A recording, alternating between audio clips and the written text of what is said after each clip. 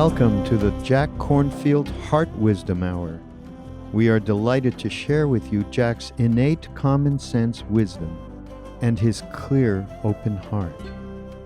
If you are interested in supporting Jack's podcast, go to BeHereNowNetwork.com/Jack.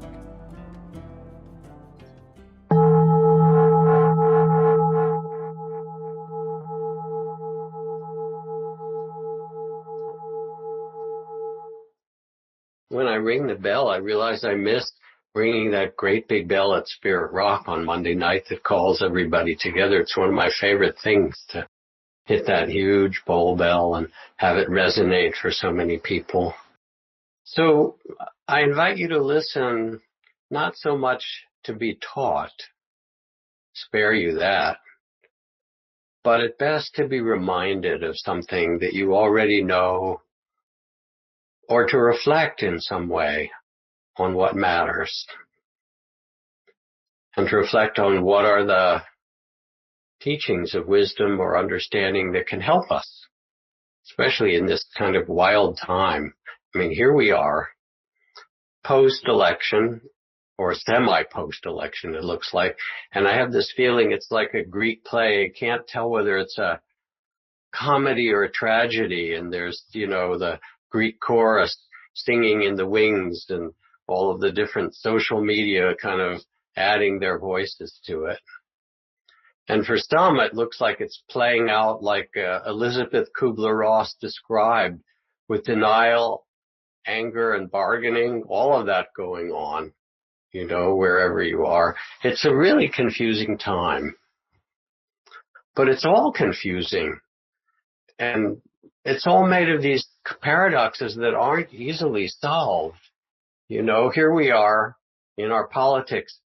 Are we supposed to be taking care of ourselves? Should we leave the international world?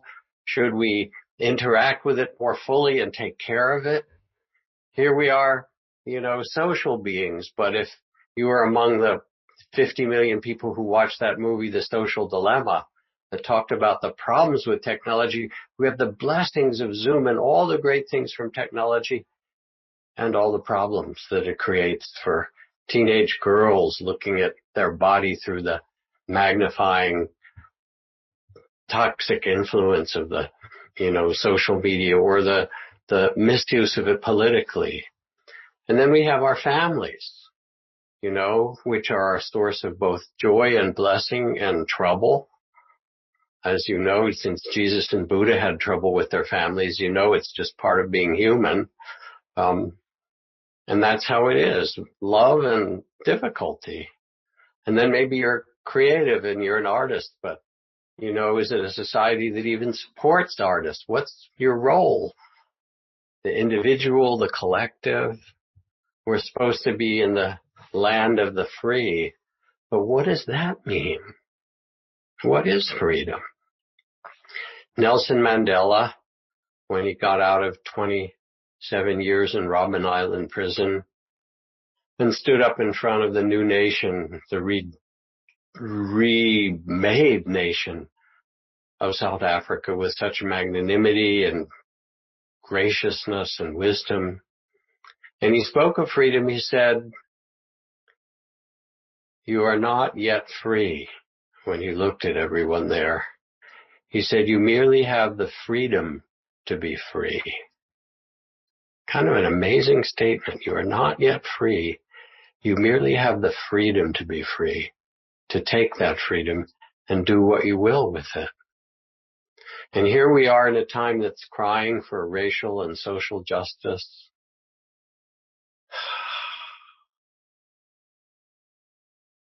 And you see those statues of the goddess justice holding the scales with a blindfold on to be blind. But now there's another meaning for that blindness of justice, to not see and have been blind for years, decades, maybe centuries, to the injustice built into the very system that she serves. What do we do with all this? How do we navigate the blessings, the paradoxes, the difficulties of it. And when I was in elementary school, 60 more years ago, 65 years ago, 70 years ago, they taught us about Thanksgiving, and we made those turkeys, that you cut out like your hand, right? And they gave us the childhood story of how the good pilgrims and the good Indians came together and ate turkey and all of those kind of mythological story for our harvest festival. And yet we know, honestly, when we look about the genocide of the Native Americans, of the First Nations, that was really woven into that story. And what happened to them at the hands of those who came from Europe to conquer, and in most cases to kill. And yet what we've lost, their wisdom of the land and the environment and the animals and the plants and the wisdom of community that the Iroquois nation, bequeathed to the framers of the Constitution. So how do we navigate all of this? And I would suggest some words for us. Wonder, mystery, awe, gratitude. Let me read you a poem from Mary Oliver, one of our great Dharma poet laureates.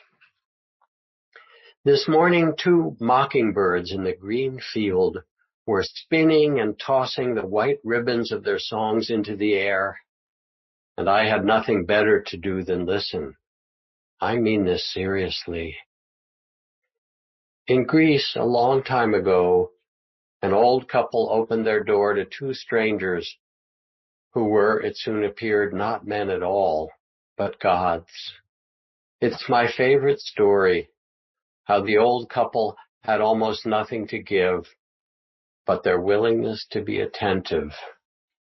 And for this alone the gods loved them and blessed them.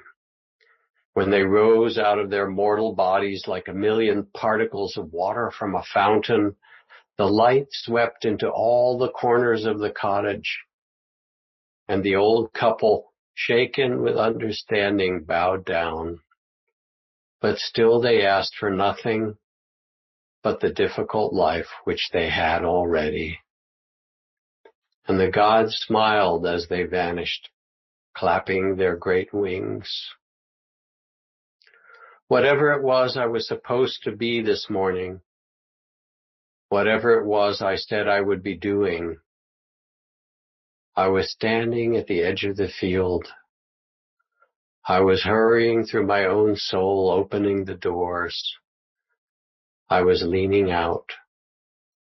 I was listening. And of course she writes about that story, I think it's from Ovid, of Baucis and Philemon, the 2 in that cottage, and how they were blessed in a different way by the gods. But they were blessed because they gave this extraordinary gift. The gods apparently had gone to many other houses. You know how these myths work, and kind of in the form of asking for food, asking for something to be taken care of, and they were turned away. And then finally at this door, this old couple welcomed them. They became, like Rumi wrote in that poem you all know so well, they became the guest house to welcome each visitor. And they offered what Mary Oliver describes as the great gift, which is the gift of attention. When somebody asks for a little attention, it's actually not a small thing. It's what makes the gods smile when we're actually able to pay attention in that way. It lets us see something entirely different.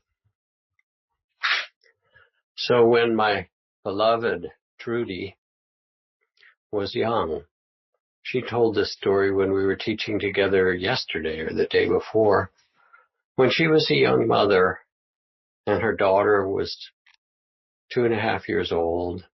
She was living in Geneva near her parents. Her dad worked for the WHO as one of their top doctors for the, health of the world. And her daughter got very sick with the most virulent form of meningitis and went into a coma, if you can imagine, and was in the hospital for almost 2 months. And toward the end of that time, when it got as bad as it got, she coded.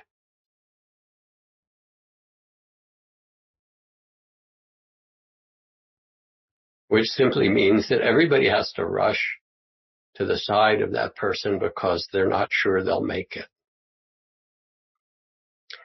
And Trudy describes sitting there with this little body of her daughter that she'd been sitting with for weeks and living on a cot next to her in that hospital, praying, worried, the way only a mother could.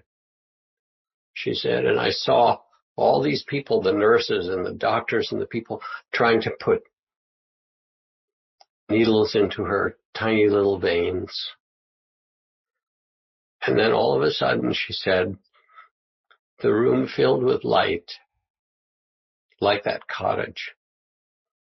She said, and I, who never really thought about God or what God was, she said, I saw God.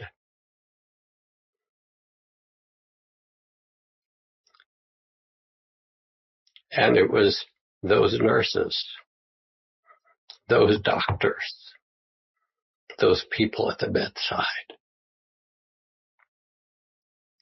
And even as we speak, there are hundreds of thousands of acts of generosity and goodness, billions of them around the world, where we are tending one another as human beings.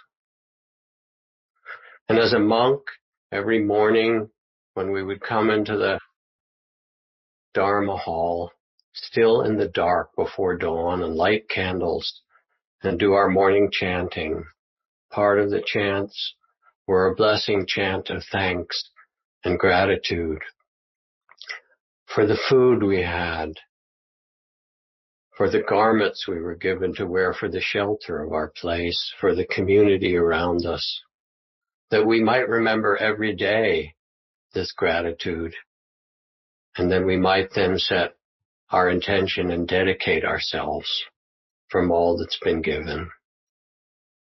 And part of these chants were really a reflection to sense that we are part of a deeper order of things. Doris was a 50-something single mom with 3 teenagers and a budding career, but she was plagued with anxiety. One of her daughter's best friends had committed suicide. Another was struggling with her sexual identity. She, as a mother, was full of worry, full of fears and indecision and panic. She said, when I learned about mindfulness, it touched me. It made sense, so I went on a retreat. The silence and the peace were blissful.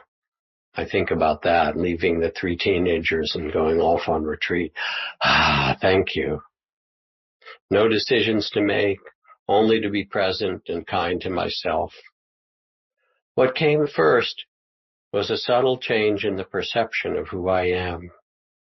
I realized my heart had atrophied.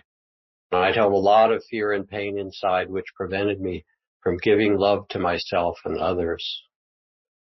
I practiced a gentle acceptance of aspects of myself that I'd rejected, and now felt grateful to know. This gentle opening over the days left me less caught in suffering. I began to trust myself being fallible and human, and yet so much more. Then what I call the little miracle happened. I was on a slow, mindful walk, totally quiet, And then I disappeared. There was no one, only vast silence and the wind. It became a day of joyful, amazing freedom. And now I know that I'm so much bigger than my fears. Some days I can still feel that vast dance. And others I'm still standing on the sidelines. But all I have to do is unfold my arms and step forward into life, and I'm free again.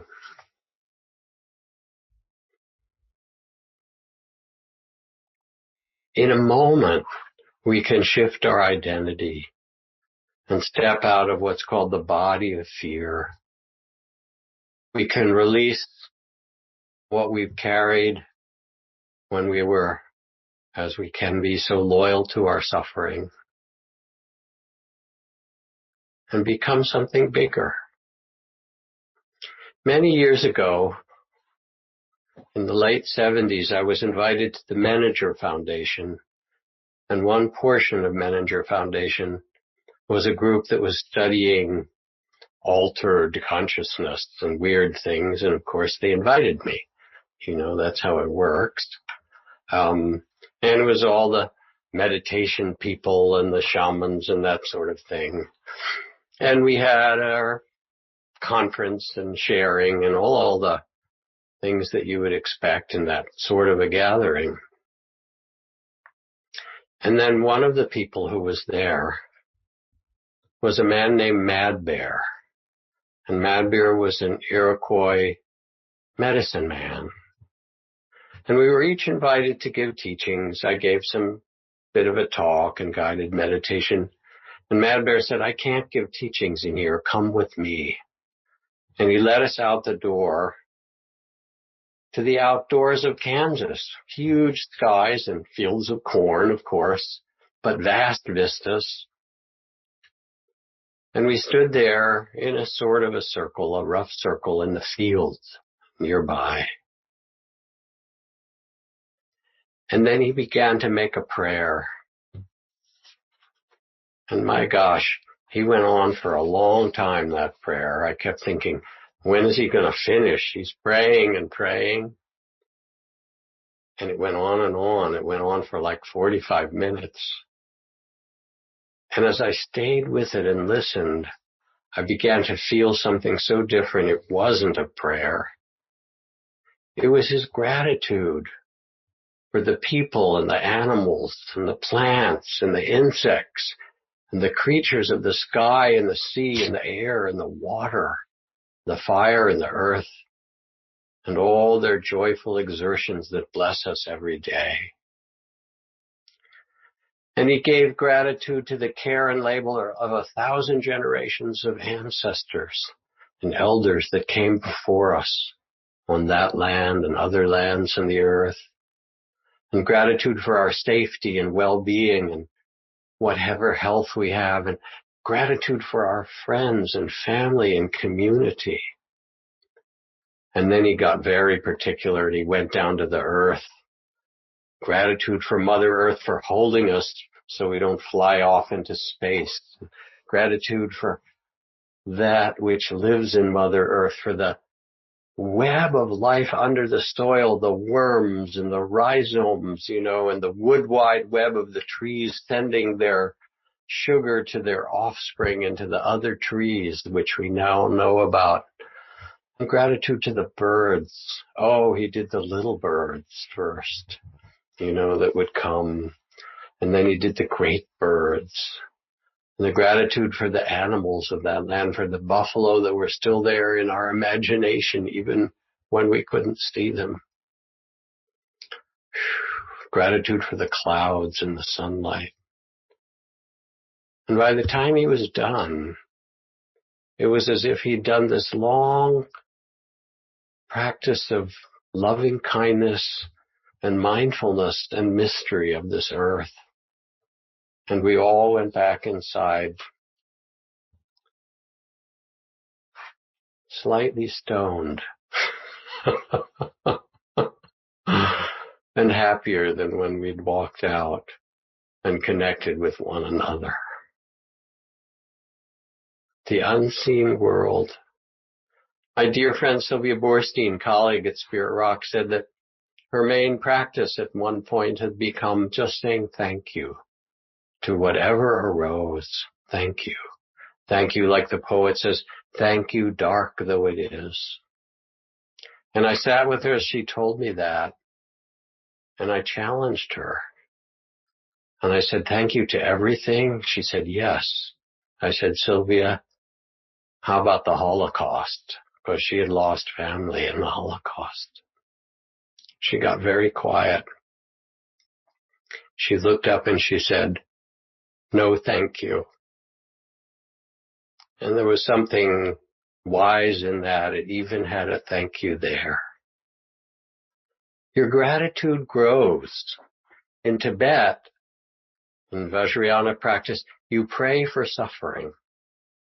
Grant that I may have enough suffering that my cold or defended or frightened or shamed or grieving heart can become the great heart of compassion.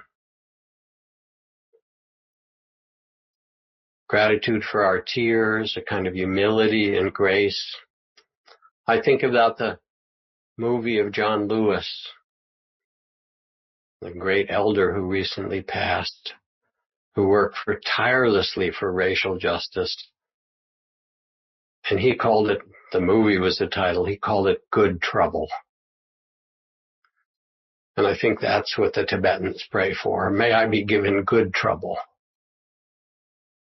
And I found when I sat last week, as I do each time and get quieter, that my own personal tears became, after a while, what's called the tears of the way. Not the tears because we've had our own personal griefs and losses, which I have had, and so have you.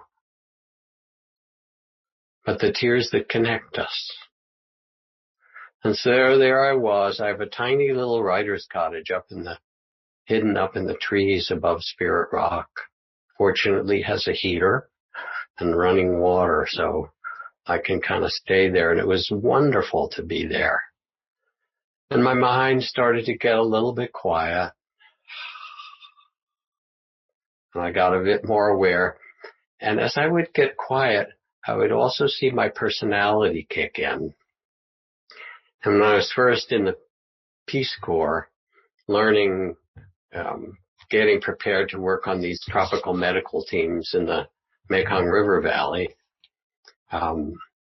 they gave all of us a Thai name, a name in Thai, as I was learning to speak Thai. And these teachers looked at me and they called me Mr. Doing, because I was always doing something and playing. And so there I was sitting, feeling loving kindness and vastness, and my mind would kick in, and it had ideas and plans and things that I'm going to do. And I'm on these boards, and I'm working for immigrant rights, and I'm aboard in this huge climate change thing, and I'm involved in a project that's trying to change the way technology is, working in a healthy way, and all these kind of things, Mr. Doing. And then I just had to say, oh, there he is. There's Jack, kind of bow and say, yeah, he's done some pretty good things, but that's not who I really am. But it's nice. I get this incarnation that's actually a pretty blessed one. I get to do some good things. But I need to hold it all. And as I let myself quiet, then actually deeper tears came, and they weren't about me. They were the friends whose child died of a overdose, And the people I know in communities of color that have been hit so hard by COVID. And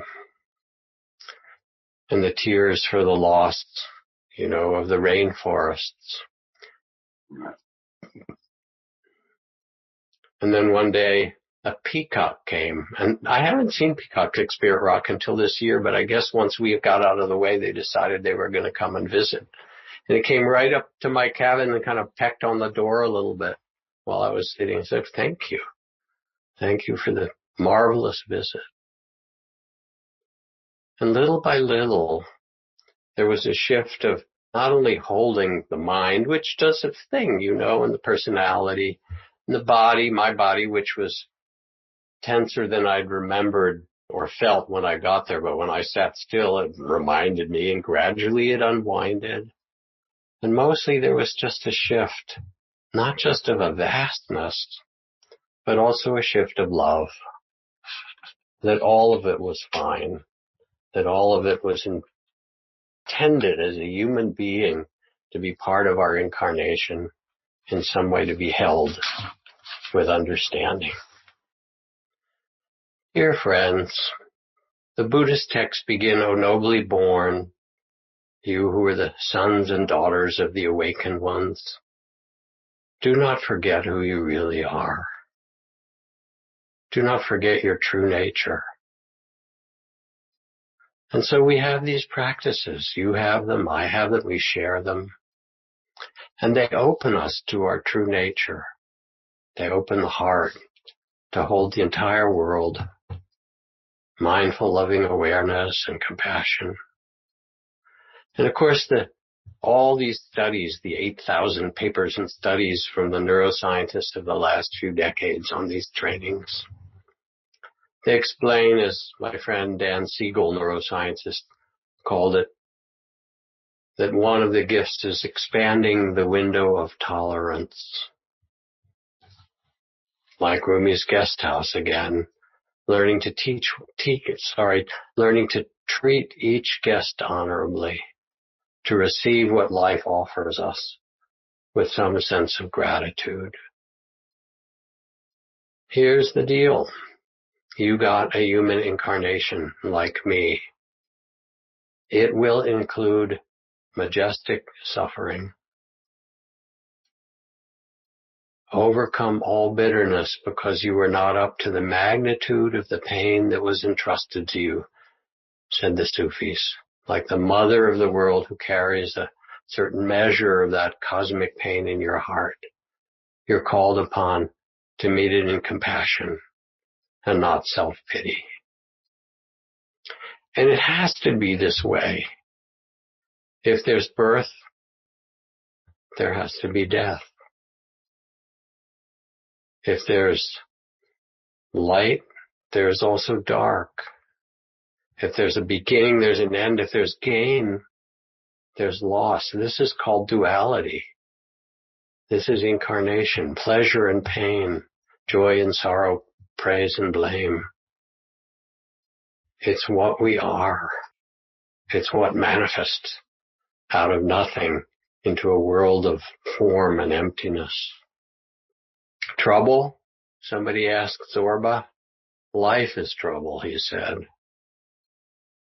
This is the first noble truth of the Buddha. You can't avoid suffering. This is dukkha. This is suffering.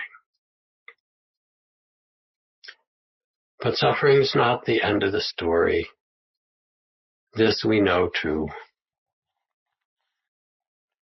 The man was my age, but looked many years older. He was an army veteran.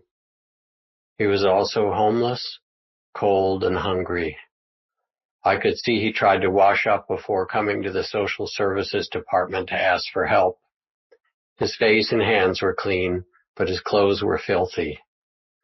Though he claimed not to have had any alcohol that day, the smell of it seeped from his pores. I wanted to get him into rehab, and I asked if he was ready to come in off the streets. No, ma'am, he said. All I'd like is a few dollars, some bus tickets. If I can get sober enough, they'll let me into the shelter across town. That shelter had 50 beds, cots really. The homeless were admitted at night and forced out at dawn to eat breakfast at a nearby charity. 50 beds and nearly 1,000 homeless just in this part of the city. Winters here in Northern California mean cold, rain, and mud. Even though this man and many like him slept under bridges to keep dry, the dampness penetrated everything. His clothes and the bedroll he placed on the floor smelled moldy. The pages of the book he carried were swollen. I asked him how many times he had tried rehab. 2 or 3, he said, long time ago. Maybe it's time to try again. I explained I'd had a client who'd gone through the program 7 times before it took. Besides, I said, we're months away from warmer weather. What else have you got going on? I watched his face as he considered my offer. I thought I saw a flicker of hope in his eyes, followed by a shadow of doubt. He'd tried Bahar before. It had been hard, impossibly hard, so he was living on the streets. Finally, he lifted his head and looked at me. I reached for the phone. Shall I asked. He barely nodded yes. And an hour later, I handed him over to a recovering alcoholic, also a veteran, who would drive him to one of the best rehab facilities in the county. Come visit me when you graduate, I said as they left. I barely recognized the man when he came into my office 6 months later, so tall and handsome, smelling like the outdoors, and holding a huge bouquet of flowers.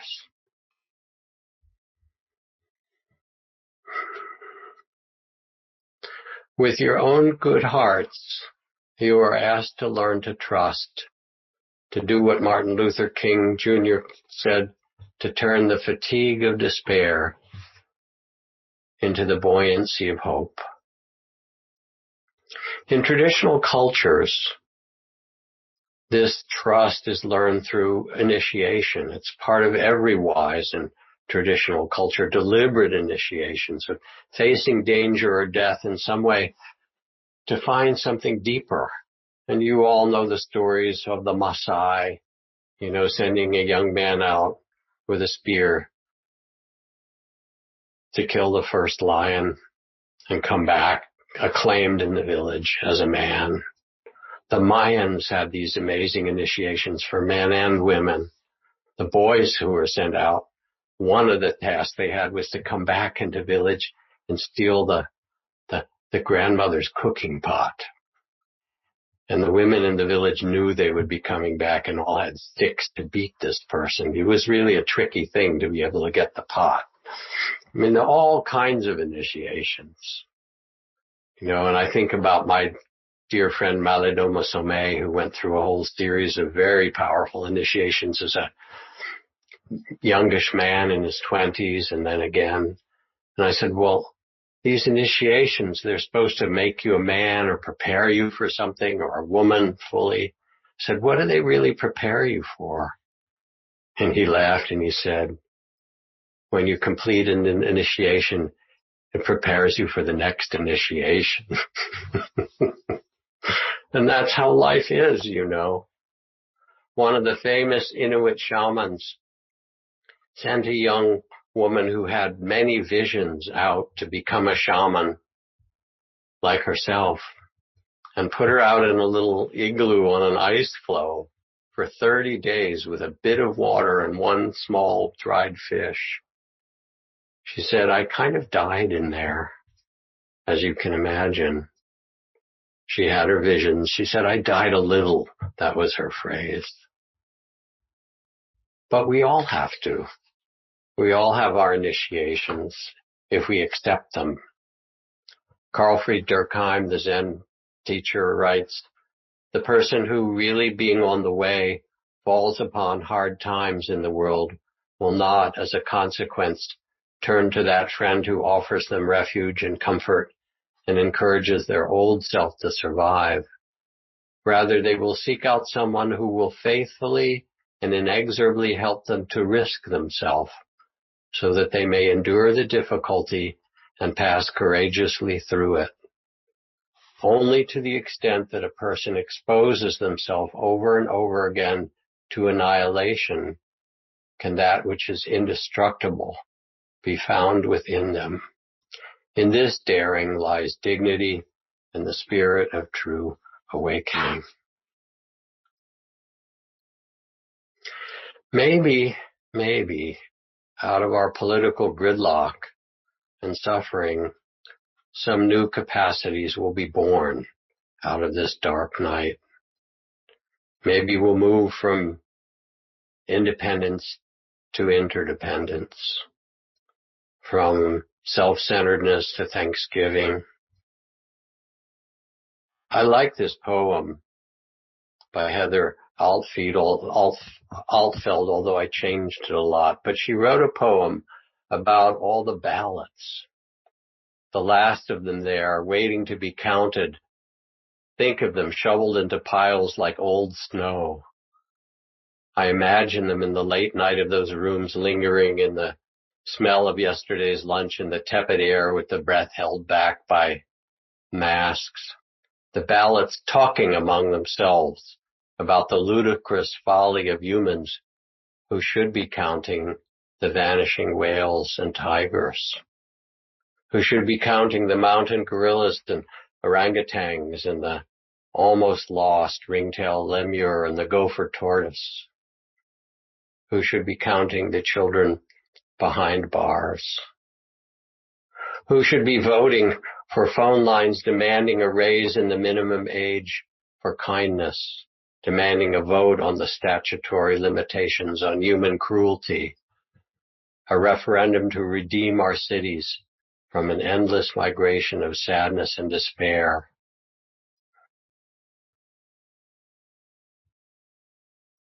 Call it now, she ends. Call it for the rivers, the trees, the rocks. Call it for the rain, who knows far better than we how to become a fierce and gentle blessing. Vote for the goodness touching us all. Reflect for a moment as you listen. When did you find trust?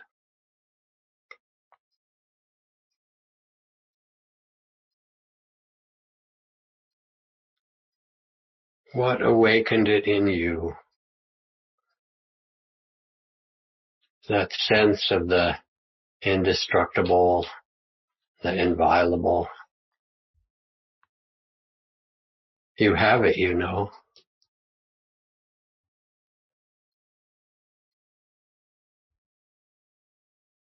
When did you find trust?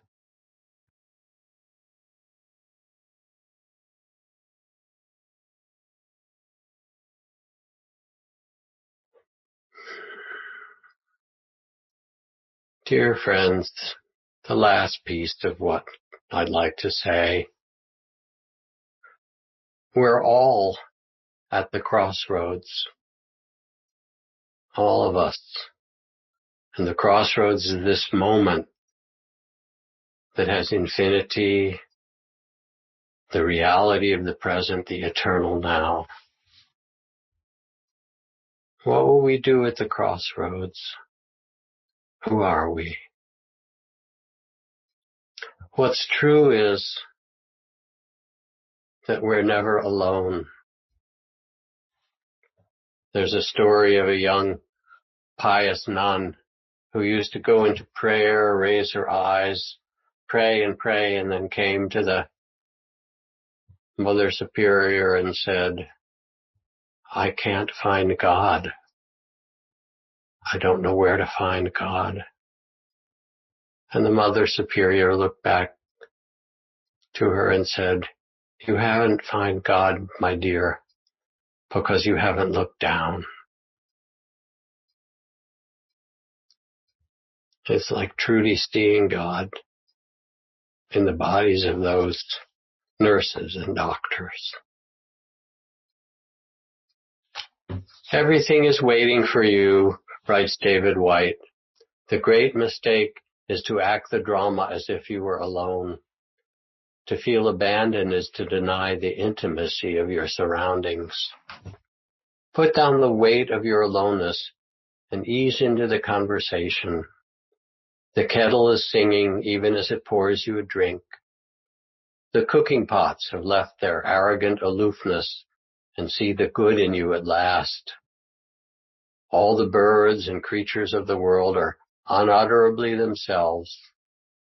Everything is waiting for you.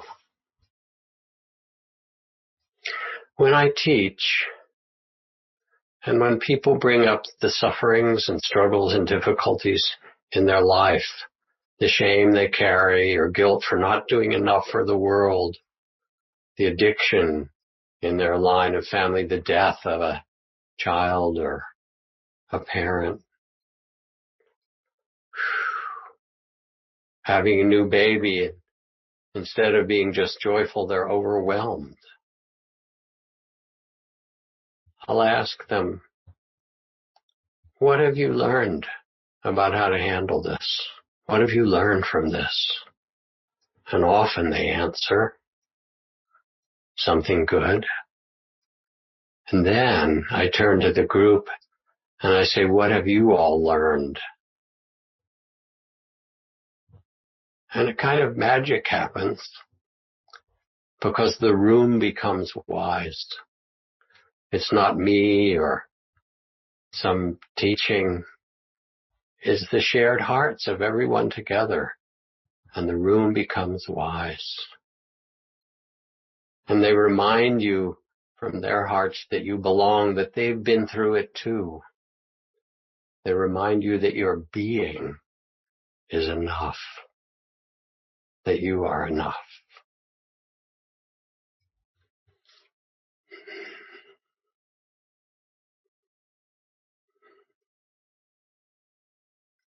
We've been training for this difficult time for many years, you know. There'll be more difficult times, as there have been. But we've been training to do this. And as human beings, we've been training for thousands of generations through pandemics and earthquakes and floods and difficulties and hurricanes and cyclones and loss. We've been training. And I love the story of Thomas Merton when he went on his last pilgrimage, which was to India and Southeast Asia, to the lands of the Buddha, when he met with the Dalai Lama and various other sages. He went to Polonnaruwa, which is an ancient temple in Sri Lanka, and a huge cliff in Polonnaruwa of marble stone had been carved into these giant Buddhas with huge faces, a whole cliff. And he said he stood there and gazed at those faces, and to him it was the most moving work of art he'd ever seen. Because in those eyes, in those faces represented bringing alive, he saw the eyes of infinite compassion and a wise heart that rejected nothing, that understood it all, and whose response was emptiness, vastness, and boundless compassion. The words of the Buddha, there are those who discover they can leave behind destructive reactions and become patient as the earth, unmoved by fires of anger or fear, unshaken as a pillar, unperturbed as a clear and quiet pool. This is who you are. I like to say, go look in the mirror. You look in the mirror and you notice you've aged. Remember how I teach about this? I do it myself. Losing fur in some places, getting extra fur in other places. Sagging and wrinkling in some ways, you know. As my dear beloved friend Wes, the Dharma teacher and, you know, comic commentator on life, says, the hard parts become soft and the soft parts become hard, you know, and all these weird things of aging happens. It's just how it is. But there's a strange thing as you look in the mirror, and that is that you don't necessarily feel much older. You know that? Like, there's the body aging, But actually, I don't feel that. So common. And that's because it's only the body that's aged. In that moment of gazing in the mirror, you are becoming the one who knows, what Ajahn Chah called the witnessing, the loving awareness, the mindful loving awareness itself that steps out of identity with the body and rests in the vastness of consciousness and says, it's getting a bit older, that body, isn't it? Just how it happened. And there's an understanding. In that moment, you become like the Buddha. You become the awakened one who sees with the eyes of understanding, compassion. You become grateful as you open. Gratitude, mercy, when you look with mindful, loving awareness, a mysterious love for it all, the whole of human incarnation, the full catastrophe, as Zorba said. Yes, he had it all, and he danced, and he loved it. And when a baby's born, we all go, ooh, baby, baby, and hold it, and that new baby smell and that incredible feeling of this little being that's just popped out of, good heavens, her or his mother's body and become, here I am, another human being on the planet. Amazing. There's so much love for babies that come in, we have. And when someone is ready to die, and we're fortunate enough to be with them, we hold their hand as they're ready to pass, as a gesture of the only thing that matters, a gesture of love. We start with love, we end with love. In fact, that's what you are. It is who you really are. You are loving awareness itself. So take time to be quiet as best you can. Walk in nature. Sit. Meditate. Do your loving kindness or your compassion or whatever practice. It is the sweet oil that eases the hinge to the gate into the garden inside. You can always go there, says the poet.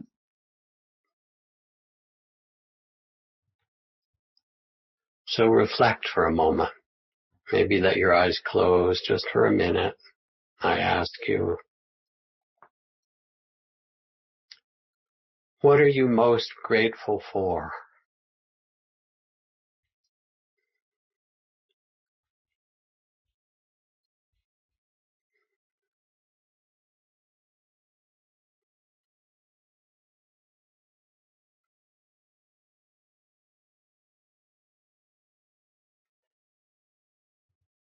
And what gives you trust in these difficult times? Where have you learned trust?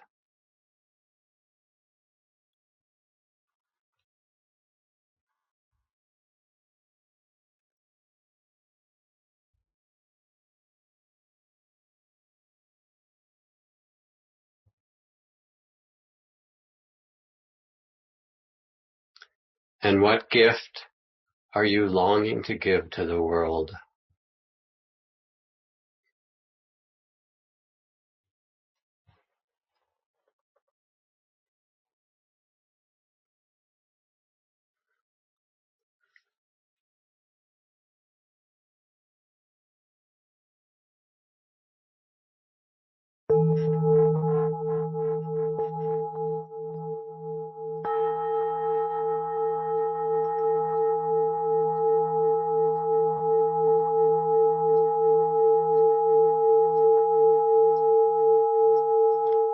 Trust your good hearts, It doesn't take very long, just a minute or two, to get quiet and listen. And when you do, it's called a turbid. The Sufis call it a dialogue with the heart. When you ask, the heart will answer. So thank you. I think now we will shift to do a little bit of dialogue with a few people who presumably they have questions, but hopefully they also have answers. Let's find out.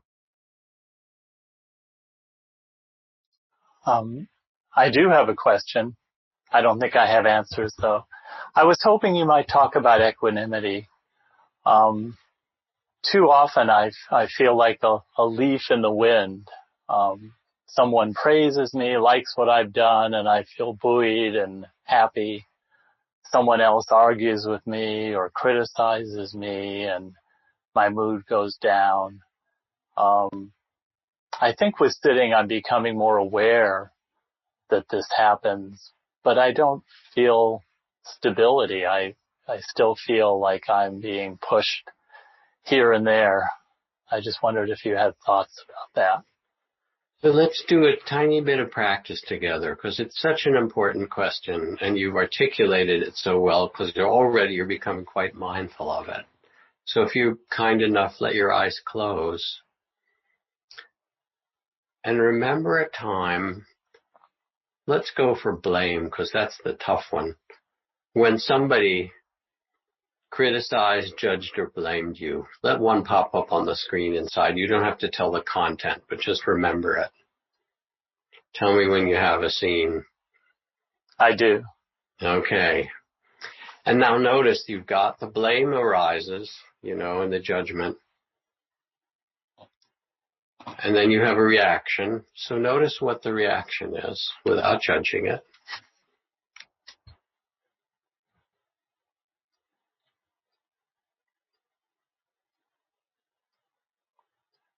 I think the reaction is being defensive, protecting myself, explaining to myself why I'm right. So feel that. Feel the defensiveness, the protection, and the contraction. If it had a center in your body, where would it be? Someplace most central to it. Probably my stomach. So feel that place in your stomach. And what's it like? Tight, hot, cold, throbbing? Tight, a bit uncomfortable. So feel it's tight and uncomfortable. You've been attacked, it feels like, and now you're tight and defending yourself and trying to make yourself right. One more question. How long ago did you learn to tighten up and contract and defend yourself? When did you first learn it? How old were you? Oh, gosh. Pick a number. Elementary school. Before that. Yeah, 5 years old, something like that. So see this little 5-year-old Greg, and somebody's criticizing him, and he doesn't know any better. He thinks there's something wrong with him, and he has to protect himself from that. Protect, defend. So if you could put him in your lap now and hold him and say, this is the way incarnation is. Some people like and some people don't. They judge and they bless and they praise and they blame. And we'll get through this, okay? Let me just hold you a little bit. See how he likes that. Yeah, I think he likes that. Yeah. And now notice that you actually have become the witness to this whole drama, to the child who's been trying to defend himself, and to the adult who remembers and feels it in his stomach. And feel that witnessing like the space in the room.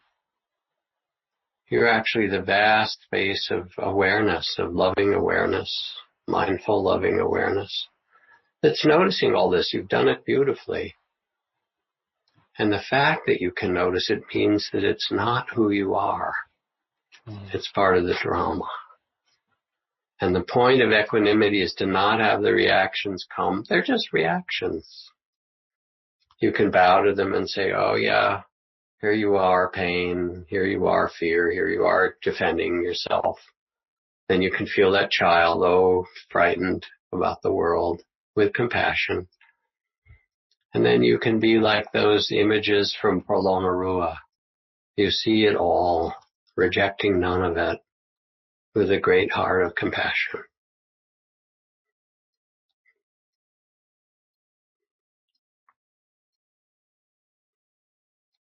How are you doing?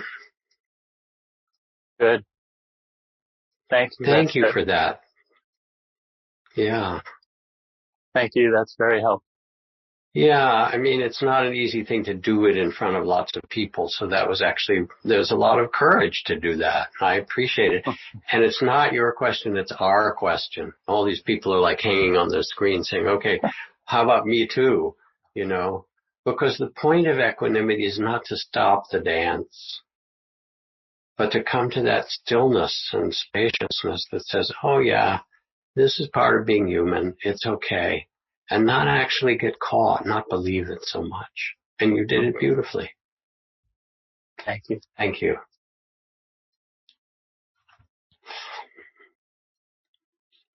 Hi, Jack. Can you hear me? It's Arisika. Oh, hello. I love you, Aristika, my dear friend of so long. Hi. Hi. So I have a question. I think I got this great gift in that on November 1st, right before the election and right before my birthday, my husband fell and fractured a vertebra. Had to be taken out, in a sling down the stairs. And he's been recovering, but it's slow. And what I've noticed, there are periods that he's in pain, and so I hear this moaning and groaning, and it really takes me back to the 20 years I was a midwife.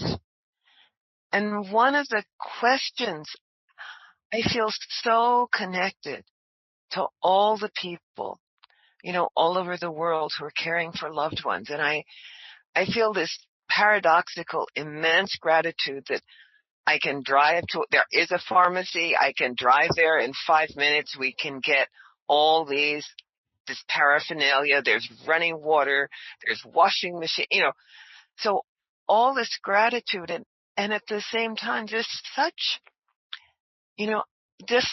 openness of the heart. For the first couple of days, I actually occasionally had pain in the parts of my body where he was hurting. And part of the question is this issue about, I don't know, the differences or the boundaries or between like loving kindness and equanimity and compassion. And, I'm realizing that I haven't felt this raw and this connected to suffering. I know about the suffering. There's been all the suffering around Black Lives Matter and all these murdered Black people and all of that. But we didn't even pay much attention to the election because we were so busy just caring for one another. And so there's some question about, if I don't feel this raw, it's almost like I can feel the heart opening and something coming out. Is it only when I'm so close to suffering that I can feel? I just noticed how different it is. I'm not being very coherent, but do you have any thoughts? First of all, I'm just really touched by what you say, because we know each other for a long time, and I do know you've lived through a great deal, both of the sufferings, the sufferings, whether it's in the family or community or being a Black woman in a racist, culture, all of these kind of things, and your work as a midwife and teacher. My experience of you is that you are actually beautiful and perfect exactly as you are. I hate to say this to you. And with that, I also know that the heart has its seasons, and that just as the body breathes, and the cerebrospinal fluid and the menstrual cycles with the moon and the tides and so forth, not just the physical heart, but the connecting heart, which is what you're talking about. It opens and closes. And sometimes we want it open, but you can't always live that way. And then it's okay, enough. I gotta come back and just be peaceful for a bit. It's too much to carry, or sometimes it feels deeply connected, and then sometimes that passes. And because everything is impermanent, that's impermanent too. And what I hear you describing, and I could bow to it, is the deep, intimate, tender connection that comes in that kind of love that you have, in your marriage and the people that you care about. And sometimes it's very raw. Sometimes it's raw because it's the world and you feel it. And then sometimes you take a breath and you go, wow, that was a time of being really raw. And it's not like one of them is right and another isn't. The space of loving awareness, of mindfulness, holds all of that and says, yeah, this is our human life. And I see you doing it really damn well. How does that sound to you? Thank you, Jack. Yeah, it's a pleasure. It's a pleasure. And is he getting better? Is he getting his... Yes, he's getting better. It's just slow. His body, he's 80, so the body mends. Yeah, you're older, it takes its time. I'm only 75, but I can relate. Thank you. Okay, thank you.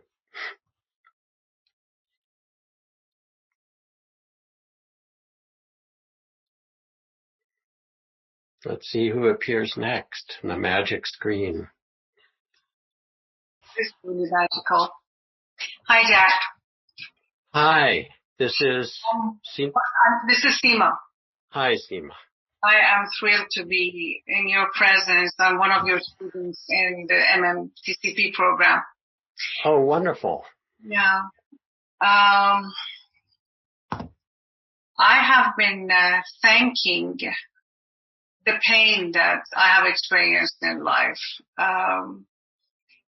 And what I'm noticing is that the forgiveness that I had when I was 28 and my father was shot in the middle of the street back home in Iran, I forgave the person who killed my father.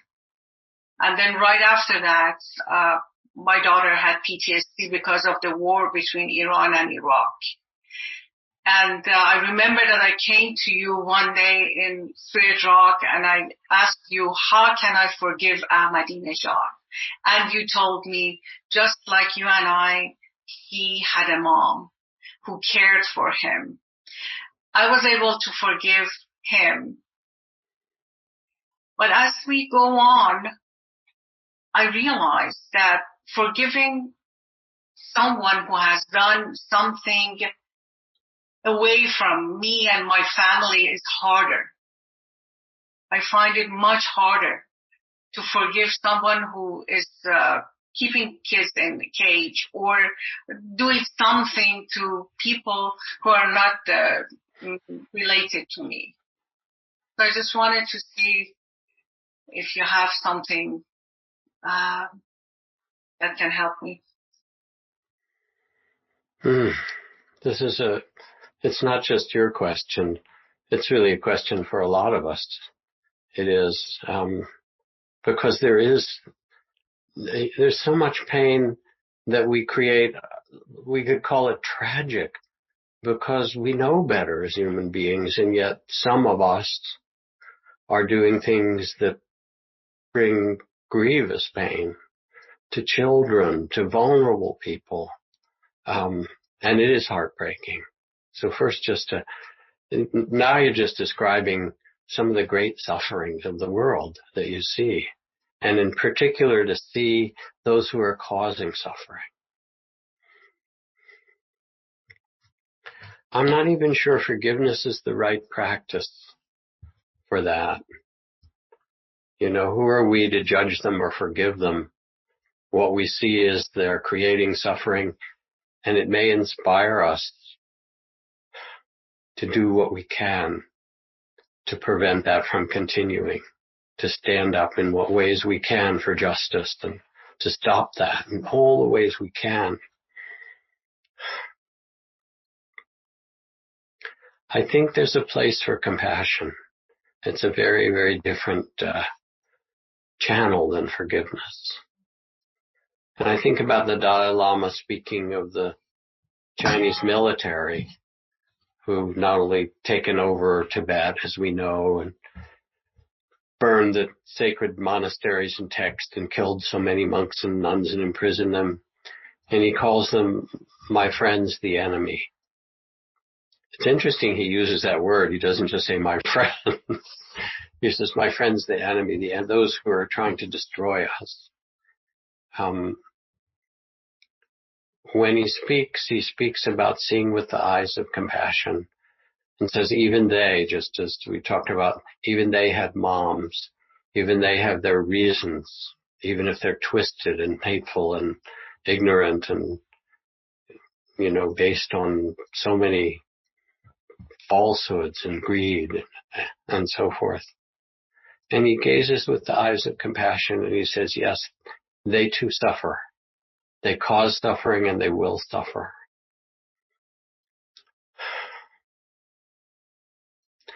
There's a way in which I don't want to answer your question because I don't think it's fair. It's too deep a question to just give a verbal answer to. I think of Alexander Solzhenitsyn, who was in the gulags in Siberia and tortured at times, and said, it would be so easy if we could blame someone over there, the evil ones, and only get them out of the world, and then everything would be fine. But the line dividing good and evil also cuts through our own hearts. And how can we get rid of a part of our heart? So I don't have a simple answer for you. I think forgiveness may be the wrong frame, and that actually it's just compassion for so much suffering. Doesn't forgiveness start with compassion? It does, and it might come to that, and it might not, but I wouldn't even aim for that. If you can live with compassion, that already is actually quite magnificent. How's that feel to you as we talk? Does it feel like it's skipping over the problem, or? You said, when does the trust start? When does the trust start? Well, part of the trust is also knowing what's true, that you can trust someone who is doing terrible things to continue to do terrible things. It doesn't mean you trust them to be something other than that. You can trust your own perceptions. Oh, this person is so caught in their hate that what I trust is what I see, and that's what's there. I think you need to really trust that you see with some clarity. And then you trust, well, what can I do? What am I able to do in this world that reduces suffering, that protects those as best I can?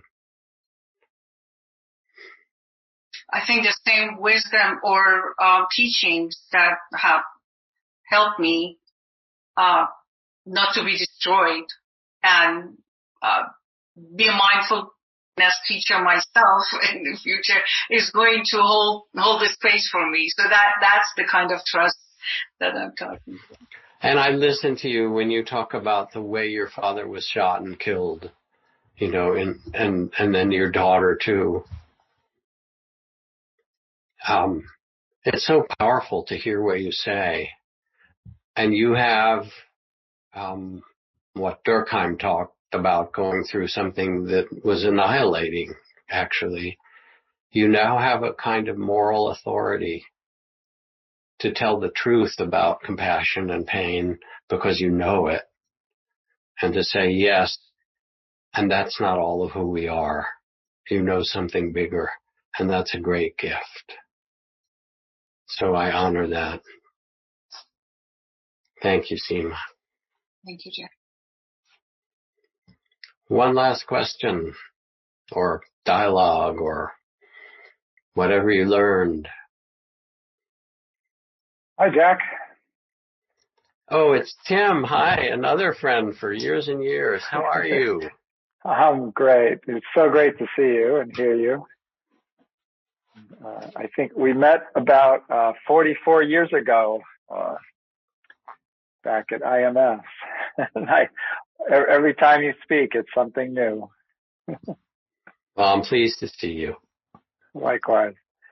So I've been kind of going back to basics a little with my practice, and I've been trying to explore the Vedana practice, and I've tried Vedana, the feeling Vedana, tone. right? Feeling, pleasant, neutral, unpleasant, yes. And I've checked out like 6 different books and different guided meditations, and I just feel like they're either all over the place or they're not quite right. I was wondering if you had any guidance, any tips on good books or guided meditation recordings, or where to go for something like that.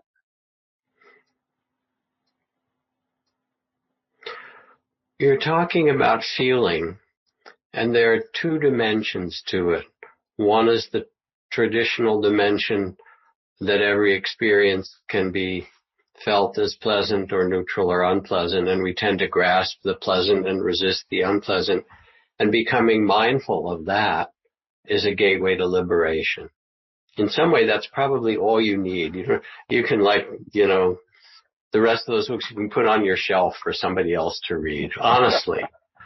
But also there's something really mysterious about feeling. We are in this human incarnation, and part of what makes us alive is the fact that we can feel. I mean, I have these friends who are working on the biggest AI project in the world for artificial intelligent computing, and their big question is it ever going to start to feel? Because that's what makes us human, is that we feel joy and sorrow. There's the primary feelings and then all these secondary emotions. From the pleasure and pain, there comes joy and sorrow and grief and delight and so forth. I think more of the practice is to appreciate feeling, not to figure it out, because it's a mystery. Nobody knows. Really, how is it that we have feeling? It's ridiculous that life should feel in consciousness, and it does. And it brings tears, and it brings art, and it brings communion, and it brings war. It brings everything out of feelings, which is why the Buddha said pay attention to feelings, because they can lead you different ways. Let it be more of a mystery. Keep it really simple. And notice what feelings you follow. Now there's a practice. That I follow? Which feelings arise and which feelings you follow. Follow in what sense? And it's not just that you avoid unpleasant and follow pleasant, but they're all the secondary feelings and emotions. And if you understand that, you start to become really wise about who Tim is in his life and his personality. And hopefully from it, there comes a greater and greater compassion and understanding, wow, look at all this. This is what human life is like. I'm just deeply appreciative that you're practicing with beginner's mind after 44 years. And I'll tell you a funny little story, just as a way to end. Sharon Salzberg, who we all know, the great, goddess of metta and wonderful teacher and friend and colleague and all of those kind of things. When she was young in India, and she was practicing as a very ardent student of Vipassana and meditation with Goenka and Manindra and Dipa Ma, her teachers, somebody then handed her the book Zen Mind, Beginner's Mind from Suzuki Roshi that was published around that time, late 60s, early 70s. And she looked at it and she sort of tossed it aside and said, I'm not a beginner. I don't need the beginning book.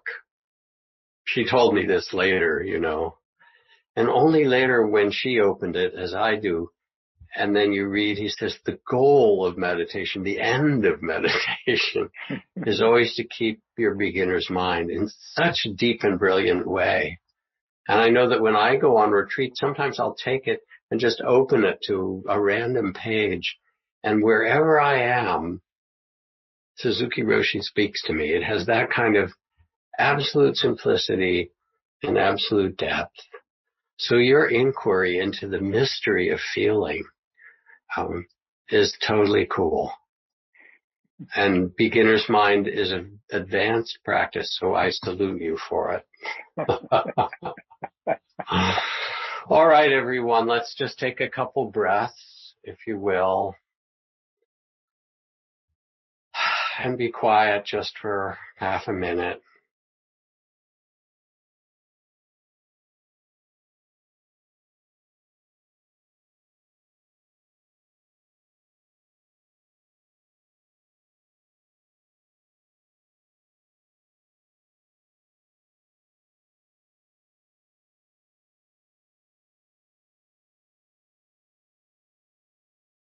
And feel whatever's touched or inspired you that you want to remember because it's what you already know.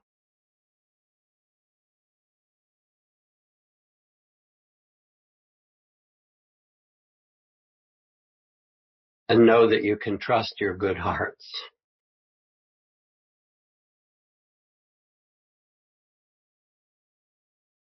And then let your eyes open.